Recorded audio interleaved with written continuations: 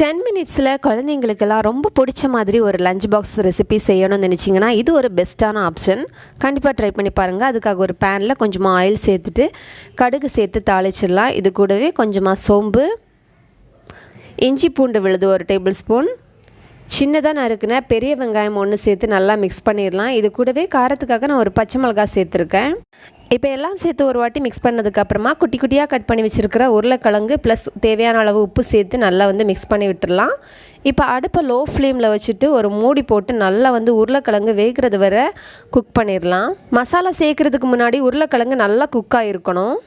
இப்போ இதில் ஒரு 1/2 table spoon garam masala, 1/4 table spoon மஞ்சள் தூள், 1/2 டேபிள் ஸ்பூன் மல்லித்தூள், 1/2 டேபிள் ஸ்பூன் தனி மிளகாத்தூள் சேர்த்து நல்லா ஒரு வாட்டி பச்சை வாசனை போகிறது வரைக்கும் மிக்ஸ் பண்ணதுக்கப்புறமா வடித்து ஆற வச்சுருக்கிற சாதத்தை இதில் போட்டு மிக்ஸ் பண்ணால் போதும். அருமையான லஞ்ச் பாக்ஸ் ஒரு 10 மினிட்ஸ்லேயே சூப்பர் அண்ட் டேஸ்டியாக ரெடி ஆகிடும்.